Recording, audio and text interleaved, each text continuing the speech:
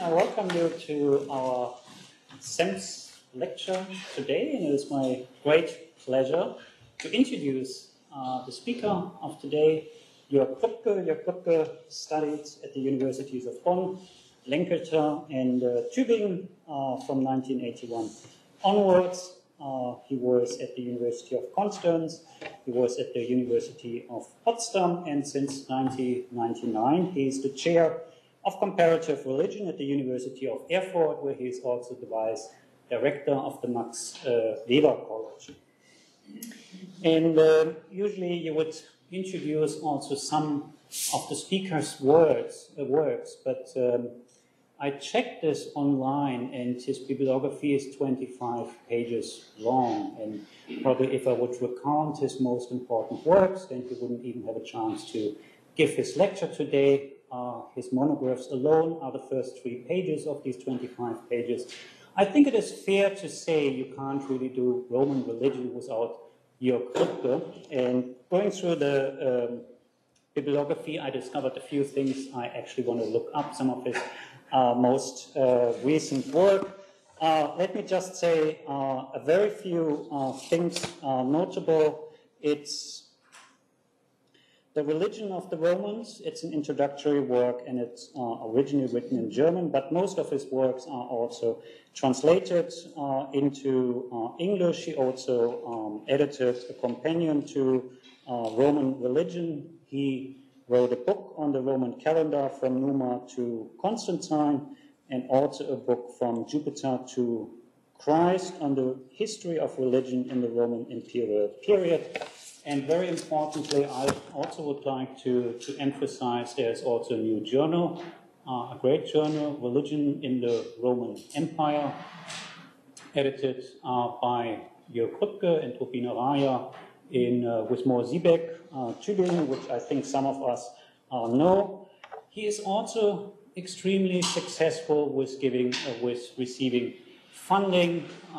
He was directing for several years, Lift Ancient Religion, which I know very well, the project, and he is with new projects, very busy, as we discussed actually today on our way to Aquincum, and I'm very happy that he is here with us today, and he is speaking on religion and urbanization, from polis to urban religion, which will be also part of your new project. Please.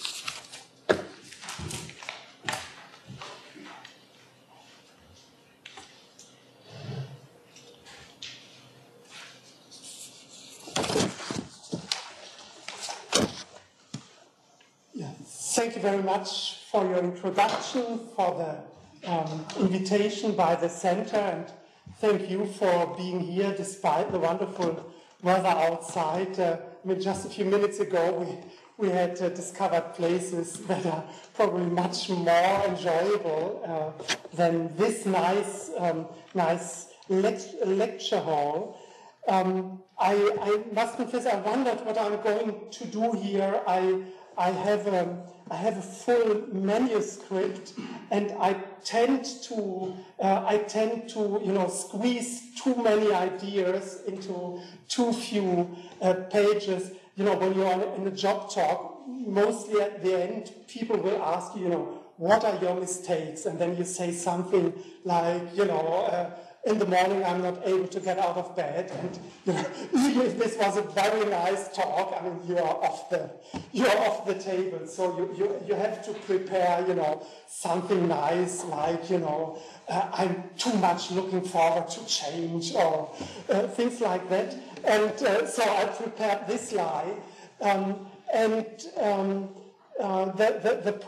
the problem is that if I reduce this to those 3 or 4 ideas into which I'm most have fallen into love with, many of you might be kept outside the whole enterprise.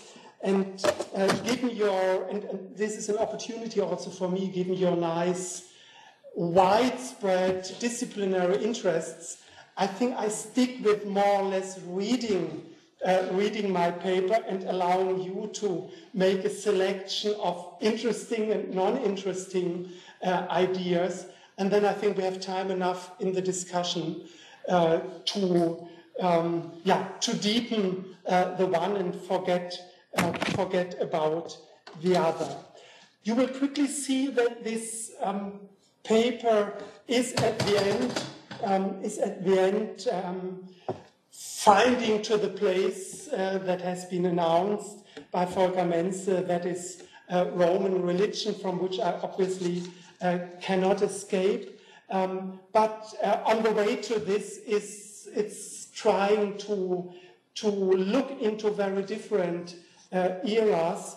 And one of the pleasures of this new idea to work on urban religion after we buried lived ancient religion is in fact that it is very much inviting to look beyond the boundaries, the limits of the smaller field. And this is in fact also my starting observation, that many people claim, even in UNESCO documents and so on, that for the first time in history, more than half of all humans are living in cities. And you see from my, they say that there is a sort of distancing, because this is also introducing one of the problems to define what it is, what is a city and what is living in cities. And one aspect that I'm not going into in the course of this paper, one of the aspects that are important, I think, for especially people like me coming from, whatever you like to call this, Western, European, Mediterranean context. We are all working in a tradition where city is not just, a description of some form of settlement, but city is very much a loaded concept. It's a normative concept. I mean, some people wish to live in cities and others are violently opposed to live in cities, but probably both would agree that historically the city is, in the glorious history of humankind, one of the most successful achievements, despite all the human and social costs related to this. Max Weber had in his working on history of religion, the history of culture, his Wirtschaft und Gesellschaft, very late in the book, also chapters on the cities, and from it's quite clear that the medieval city, and here he is in congruence with a lot of thinking of his time, but that is still continuing, that it is the city that transforms serfdom into freedom, and the cities that form where people by bringing their means, their competencies together, escape the dictatorships of bishops, of feudal lords, and so on. And so with Max Weber, the city is treated under the heading of illegitimate power, because it's not a type of power that is, has a long basis of legitimation by religion or by genealogy, but it's something what people do to defend against this. Now this image, which I think is ingrained in a lot of European thinking and exported European thinking, has some important consequences for placing or combining the city and religion, as I'm going to do in this paper. And just to make you to state my case about this, let us say, European focus, if you read books by Europeans, but also by scholars from East Asia on China and especially on Japan, you will find statements that despite the fact that in what here would be in Europe would be the Middle Ages, there were settlements comprising several hundred thousands of people. They had no cities. And here you see that city is not just a matter of numbers, of size, and maybe even of walls, but it's a very loaded concept. It's about status. It's about the rights held and entertained and defended by these inhabitants. Now, part of this argument, which is sometimes implied, it's explicit in Max Weber, is that religion is very much what cities are organized against. And in a complex reception process, the 19th century, which in Europe is the age of exploding cities, many cities had, by the end of the 19th century, 10 times the number of inhabitants they had by the beginning of the 19th century. So during this century, many people experienced and uttered, so we have sources on this, experienced the city as a very religious place, a place the growth of which is not any longer kept checked by religious organizations, by belief, by the number of priests in Christian churches. So by the middle of the 19th century, in many big European cities, you find parishes with one priest, one pastor for 20, 30, 60,000 people. And of course, they didn't have these mega churches to accommodate, just even 10% of the members of such a parish. So in many instances, the image here is that cities are a dangerous environment for religion, that people lose their faith that they still have kept in the rural environments. Once they came to the city, they lost this faith,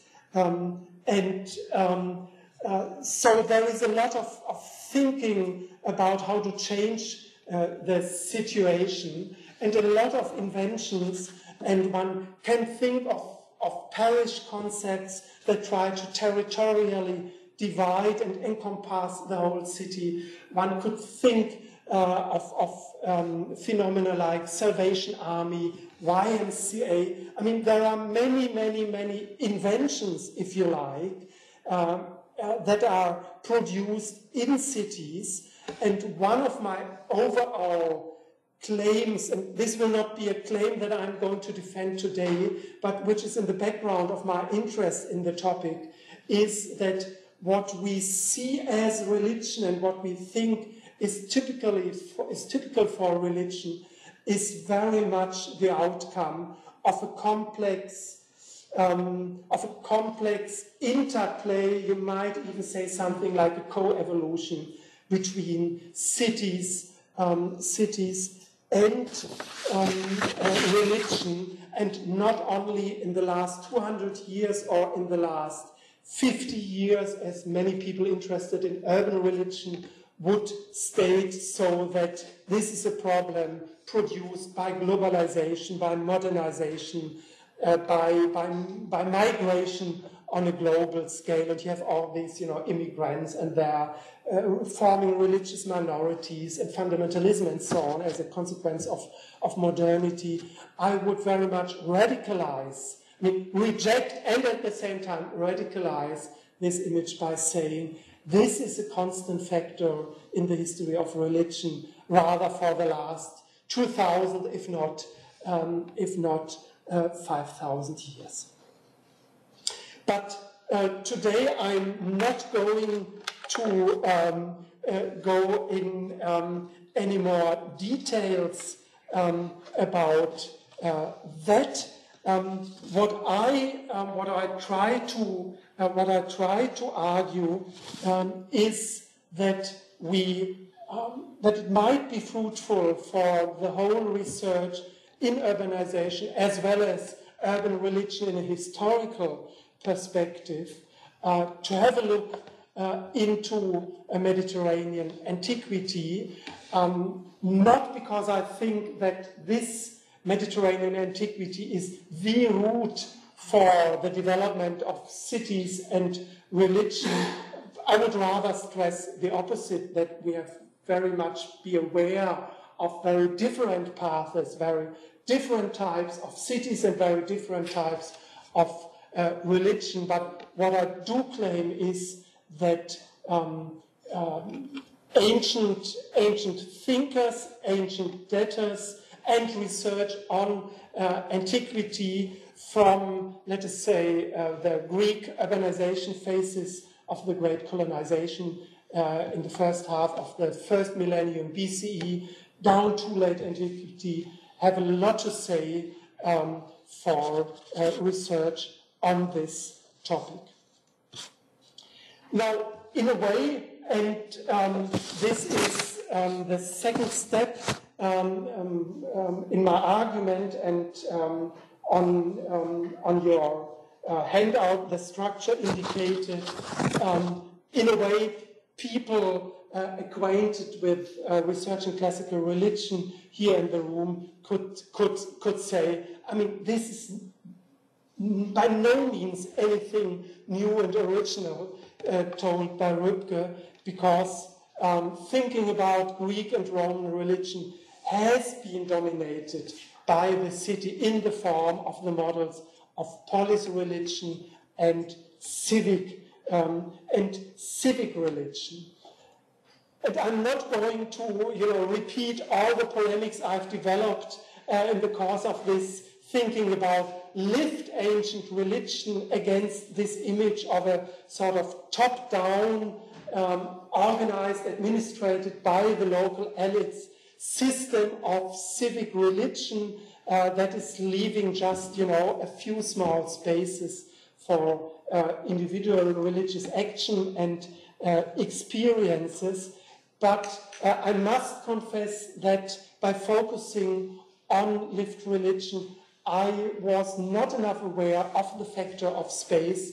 And if we look into space, the city is certainly the most important and most interesting feature in the ancient and many other worlds.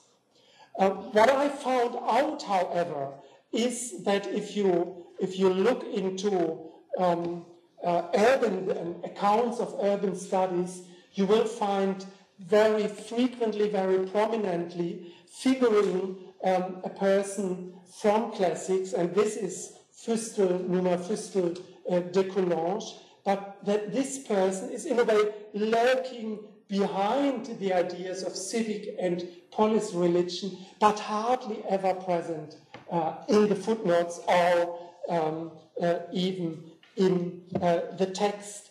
And this is why I took the interest to have another reading of Fustel de Coulanges, and I was astonished to find a very different Fustel de Coulanges than is usually narrated in these other stories. And this is why I'm now going in a way in a dense, close reading of a long book, and arguing on the basis of the text and going through this text, and so that you can follow some of the quotations. And I will briefly point you to the French text for enable you to control my argument, but give you an English translation of these texts. Now, Fustel de Coulanges, a historian writing in the middle or just after the middle of the 19th century, born 1830, died 1889, so saw already the first Hungarian translation of La Cité Antique, as I just learned. He understood himself as a historian. This he makes very explicit in this book, which is so frequently quoted by sociologists. But he quickly afterwards, he got a share at Strasbourg. He moved into French history, into medieval and early modern history. So in a way, he never came back to this La Cité Antique. He reworked at least a little bit through several editions of this, but in the end, I mean, this is in a way an early and isolated moment, even if important moment in his career. Now, the background of Numa Fustel de Coulanges was an even earlier work that he wrote on Vesta and the study of ritual fire, and this in fact is his starting point also in this book on the ancient city. And what he's trying to answer the question, how did it come that people were able to keep the city together, despite the fact that in a way what you find in early layers of religion is familiar, domestic cult. That is the starting point of his account.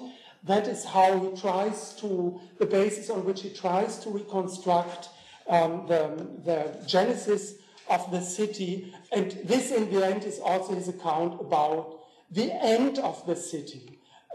In historical terms, by the beginning of what would we consider classical ancient cultures, he sees already the apogee of the city, and then the downfall quickened by the growth of the empires, and particularly the Roman empires, and very individual ideas of religion that for him are related to monotheism and Christianity, but that is not what I'm interested in today. So his starting point, originally in its earliest Greco-Roman form, and again, Fustel de Coulanges is always repeatedly saying, this is my field, and everything I say is valid only for this, geographical realm and historical phase. So religion was exclusively domestic, with a double focus on the hearth, in the house, and the family tomb close to the house.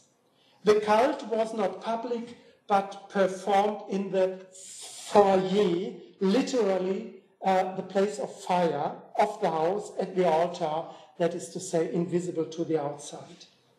As a consequence, there were no rules. Every family could do what it liked.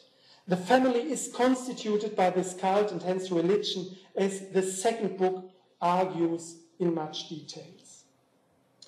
Families, of course, were not just small nuclear families. In the form of the gens, the clan, they might comprise thousands of people. In order to understand Fustel de Coulanges, and likewise his pupil Emil Durkheim, that's an interesting relationship we should never forget, it is paramount to understand that family and clan with Fustel de Coulanges are like cities regarded as societies.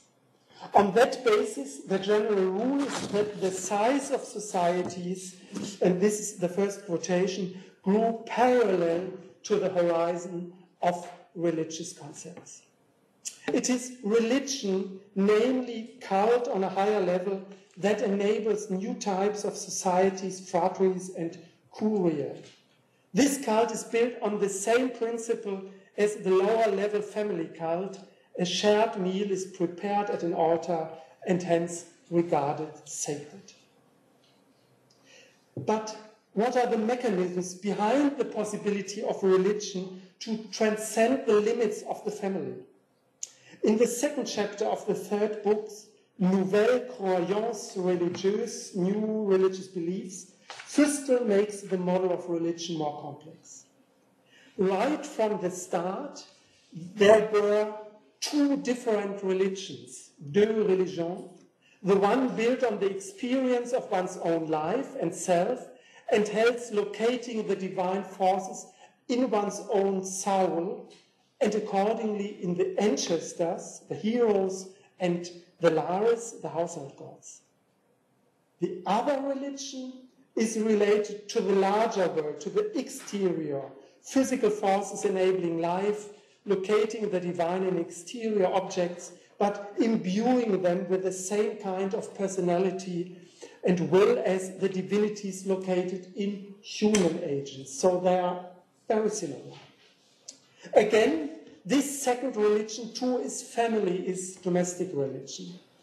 These are concepts independently developed by each or at least many individuals. It is not common origin, but the uniformity of the conditions of life which led to the similarity of the divinities thus generated and the shared everyday language with its restricted reservoir of names for natural phenomena. Here, just to mention this, Fustel de Coulanges is quite close to people like Friedrich Max Müller, so this religion as a degeneration of language, of name for sun and moon and natural phenomena. Thus, there were many glorious ones, in Greek, Heracles, or luminous ones, Phoeboi, but these thousands of Jupiters, a quotation by him, and the like were all gods of individual families. And yet, in the long run, these gods of the second religion could be generalized in a way ancestors could not. I might be interested in also getting the help of your mighty Jupiter, but never be able to make use of your family hero. You might wish to keep the sacerdotal position with regard to your Jupiter, but in the end you would not object venerating him, me venerating him. The formation of such, if you might say, shareable religion concepts and the ideas that the Jupiters of different families might be the same divine force preceded the larger social units. Not least because this second type of deities also implied another type of morality, favoring hospitality even to strangers and asking for concord, even if occasionally they are party to one side within a conflict. I mean, that is self-understood. Society could enlarge in parallel to these developments, and this is the second quotation, à mesure que cette seconde religion alla se développant, la société dut grandir. The domestic foyer is transformed into an extra-domestic small, now also Keller, and finally a full-size temple, a clear indicator of a larger society. Remember, also family is a society in his and Durkheim's understanding. These mechanisms shape the very form of the city as is theorized in the third chapter, La Cité se forme. The fundamental units do not merge. This is very important. They do not merge, but associate on a higher level. Families grew into curiae, curia into tribes, and tribes into a city, all remaining individual and independent units kept together by their own form of cult, their religion commune. Accordingly, I quote, the city is not an assembly of individuals, but a confederation of several groups.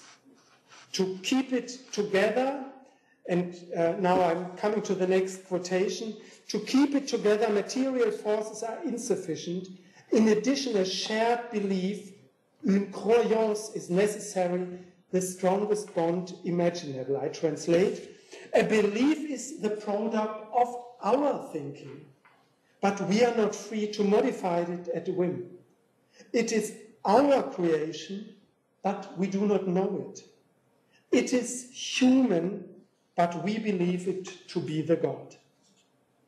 It is an individual intellectual construct that is imagined here, not yet Durkheim's idea of an effervescent bond produced by emotions in social rituals, but it is likewise a human mass production, the character of which is veiled from the producers.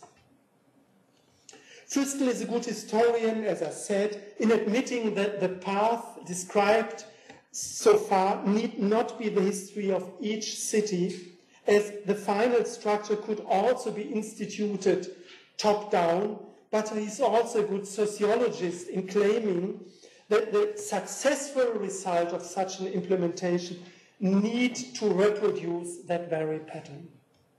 In any case, as a result, a city is the coming together of people who have the same tutelary deities and who perform cult at the same altar, at Rome at the temple of Vesta, Hestia in Athens. And it is the de facto political and religious association, this is what he calls city, that decides to constitute a proper town, ville in French, and will later venerate the leading figure of this foundation as a holy man, an homme sacré. In the end, the city's religion will consist of a number of meals and festivals which altogether form the city's calendar. Now, Fustel describes in a very detailed manner the political institution of the city in the chapters to follow, and I'm not interested in that. But it's important to recall his conclusion with regard to religion in the final chapter of the book, conveniently entitled, this is the last quotation, de l'omnipotence de l'État. The state's omnipotence, the ancients did not know individual liberty. Both conclusions are not attributed to the density of political institutions, but to the religious character of the ancient city that has time and again already appeared in earlier contexts, for instance with regard to the religious impossibility of having two citizenship. Now it is generalized, and this is the quotation after this headline, de l'omnipotence. La cité avait, the city had been grounded on a religion and constituted like a church. Hence its power, hence too its omnipotence and unrestricted command over its members. Given the confederate status of a city as postulated before, Fustel needs to explain the city's ability to not only draft individuals for military service, but also to force them, for instance, into celibacy for certain religious roles, or forbid them to mutilate themselves. It is the double combination of political and religious authorities, of magistrates and priests, the first always built on the blueprint of the second, that is achieving that end. Likewise, on the levels described so far, religious liberty is not granted. This is related only to a religion on a higher level, the belief in universal gods and a universal God, a belief that is a possibility grounded in the second religion expansion and that will bring along the end of the ancient Greco-Roman city. This end is helped on the political side by the growing number of people who are outside of this ultra-dense structure of the ancient city and state for a wider and more universal structure than the city can offer. Thus, as I said, the beginning of the end of the ancient city is dated by Fustel de Coulanges to the 7th century BCE, that is immediately after the start of Greco-Roman urbanization, and as I said, the Roman Empire finally is bringing down this whole construct. Now let's step back from just reconstructing these ideas of Fustel de Coulanges, which we obviously cannot simply agree and now say that, let's say, the city has been replaced by something more important. Now it's globalization. Max Weber, whom I have briefly mentioned in the beginning, solved this problem of the end of the ancient city, which for people like Max Weber was very much a clear-cut fact. So late antiquity was only characterized by a de-urbanization, I mean something which is now seen very different. Weber offered this model that I have briefly expanded before, so this idea now of a voluntary association of individuals into a city, which is not this, layered construct, which did not know religious liberty, but at the same time, has to cater for, hundreds of families, dozens of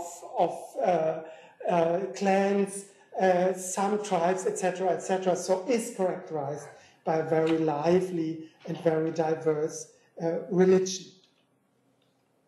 But I think that I also cannot follow the Weberian solution. But what we need to also take account for, not only with regard to modern cities, but also to ancient cities, is to build in any model the permanent influx of people.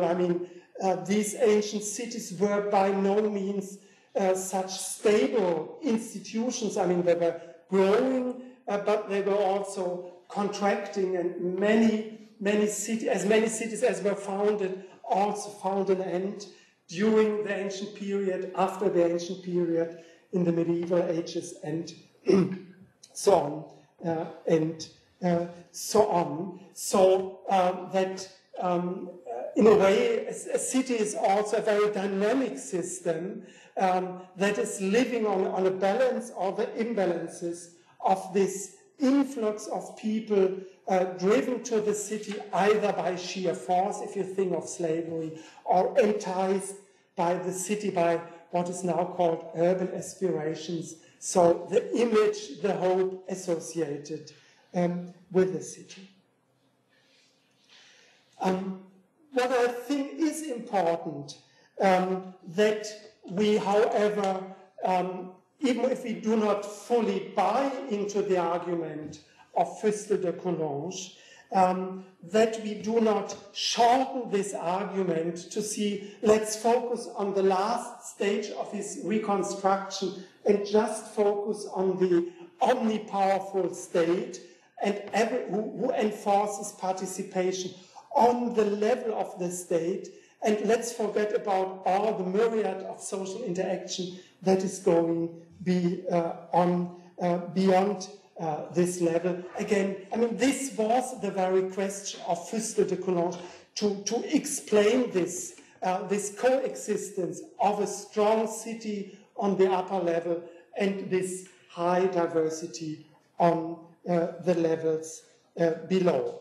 So what I try to sort of pick out of Fustel de Coulanges is what you then see in these bullet points, starting on the bottom of page 1 and leading into the bottom of page 2, about the religious creativity of individuals, the certainly importance of religious practices as being and producing effects of inclusion as well as exclusion, about the continuity of these diverse practices which are not replaced by the next level, but which continue, so that a city remains, if you like, a place that needs a lot of efforts to be kept together.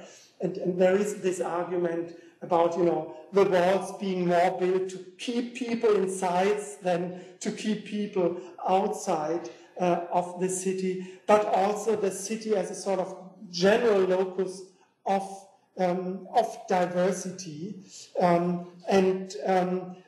this is leading also, and this is very important for interpretations of religions, or acknowledging that religion is very much practices, but religions are typically also entertaining beliefs, imaginaries, ideas, and that these ideas could be very different, and you could entertain, if you like, the idea of a heavenly Jerusalem as the option of your city, and the idea of a marble Rome at the same time. And we have a number of texts from the 2nd, the 3rd century Christian, texts classified as Jewish or Christians, that very much try to come to grips with such a situation.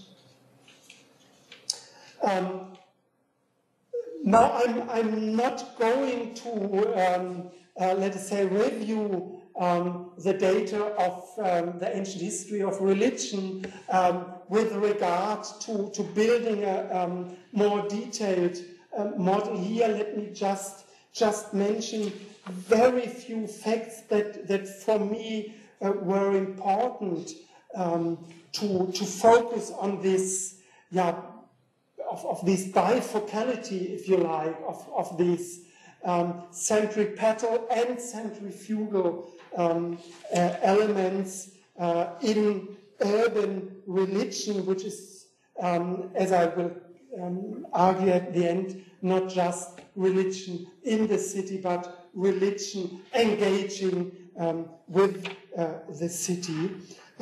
So just a very few impressions. Of course, the empirical data of Fustel de Coulanges are hardly valid. The cult of the West is so central for him was de facto invisible. Triumphs were very much a ritual as well for public appropriation of victory as of the extolling of the victorious general. They could even be celebrated outside the city. So triumph is not this binding ritual as imagined by Fustel de Coulanges. We see a lot of religious innovation, not only from our perspective, but somebody like Cicero in his De Legibus, for instance, is complaining about this rate of change and trying to come to grip with it by a religious legislation and asking, if not forcing people to, if you have some idea, talk to your next public priest and they will let you know whether you should realize this. So there is a lot of diversity going on that is not that cannot be accounted by this last stage of Fustel de Coulanges, ideas.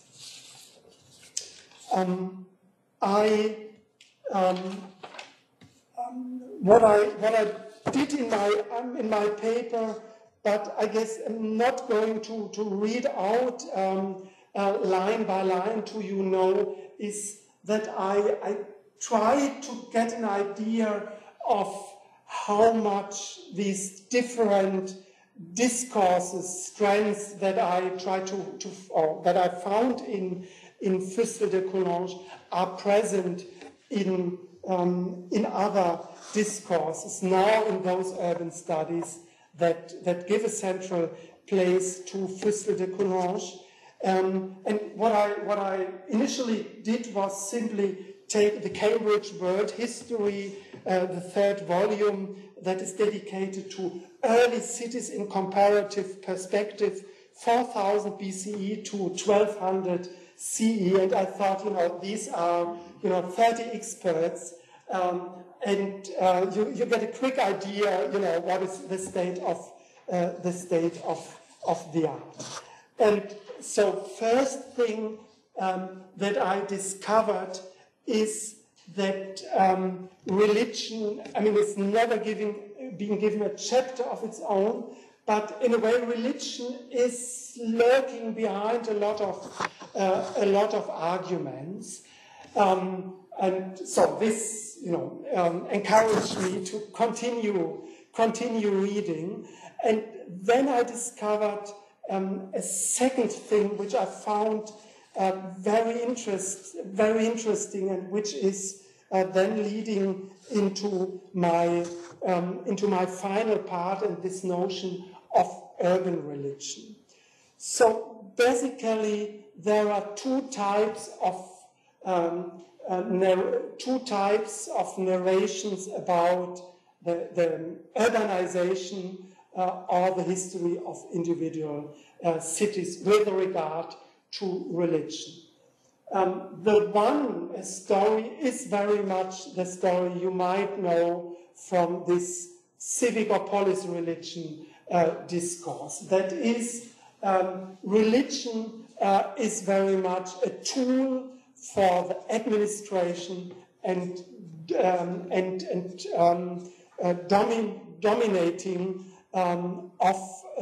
dominating a city. So it's a tool for establishing and continuing and defending power.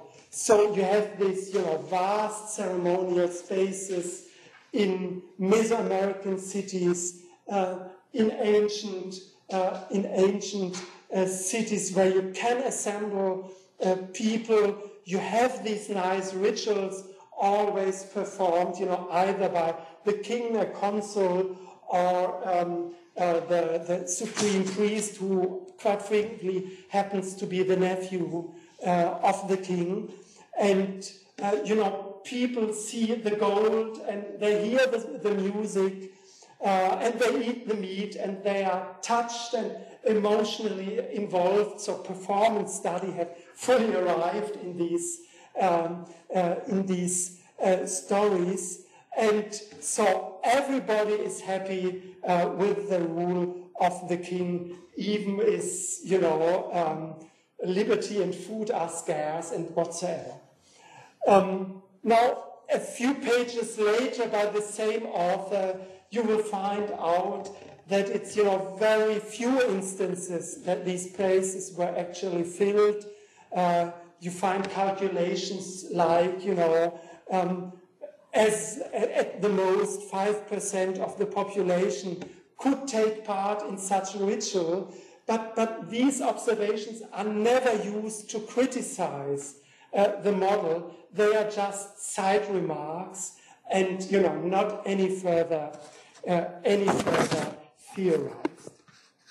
But there is a different story also told about cities, and in a way it's different authors, but the same city where these stories are narrated. Religion tends to be less prominent, but it still is prominent. And these are stories that tend to be told by people whose starting point is not the political history, but rather the economic history.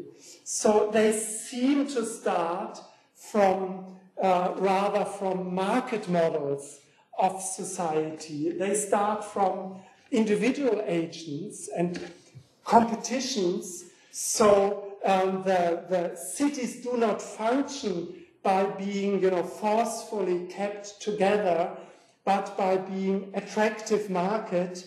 And you try to cheat your neighbor, but at the same time, if your neighbor is also successful, the probability that, foreign merchants, that you both can earn your money on, I mean, they don't use cheating. I mean, that's my mean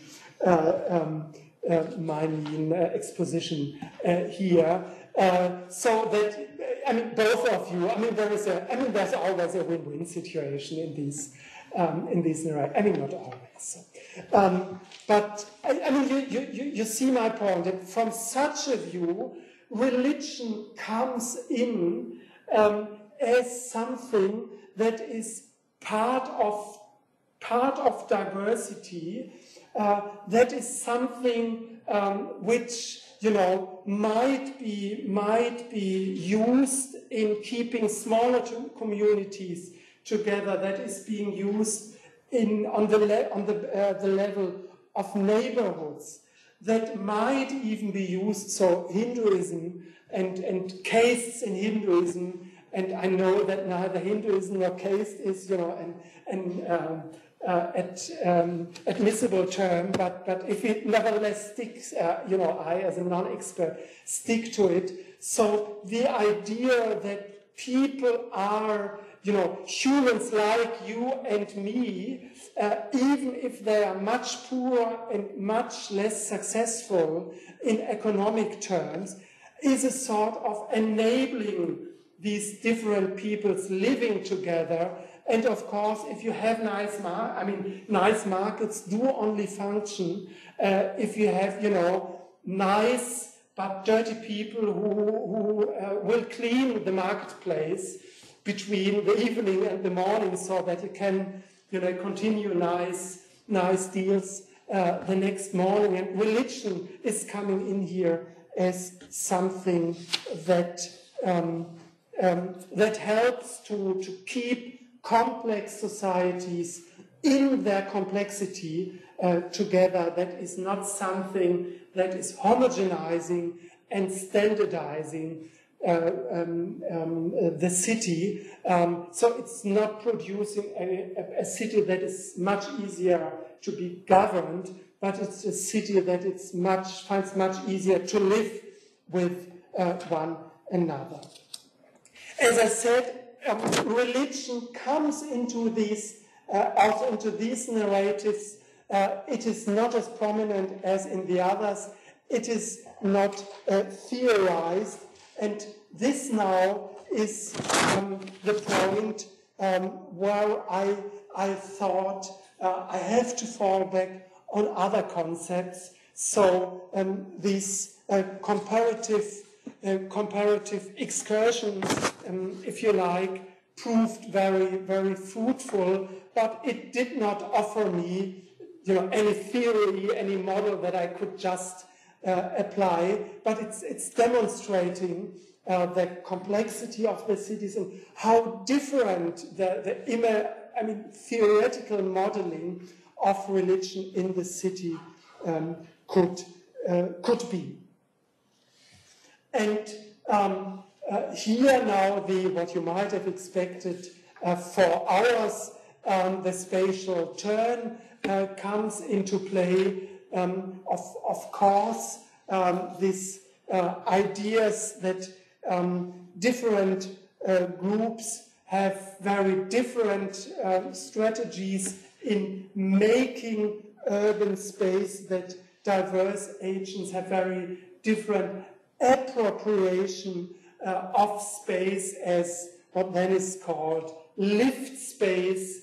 I rather stick to the terminology of Lefebvre than to Soya's first, second, third space, which I also find useful in other instances, but which might lead astray here.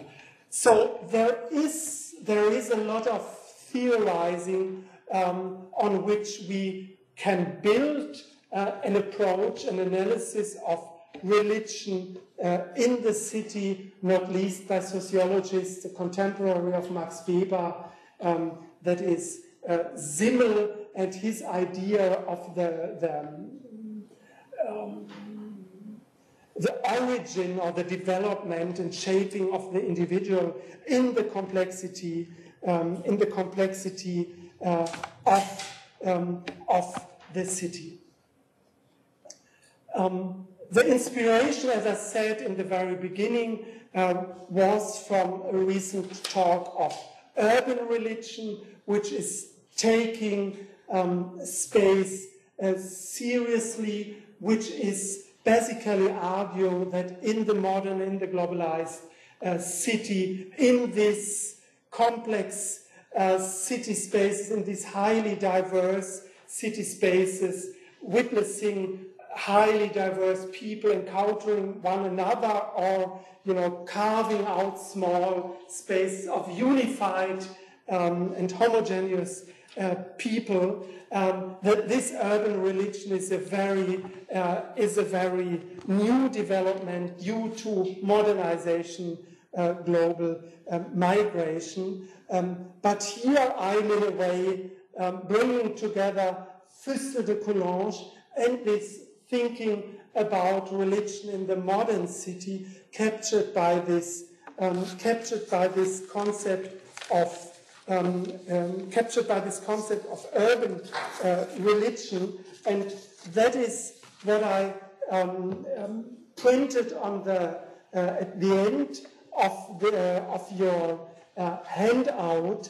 That I think we should use or introduce this concept of urban religion not as an explanatory model. So I do not explain anything by saying, this is urban religion, but by calling phenomena urban religion, I make myself and others aware that these are religious practices, reflections, institutionalizations, even organizations that are developing in what is seen as a city, what is seen as a different type of living, which you might call urbanity.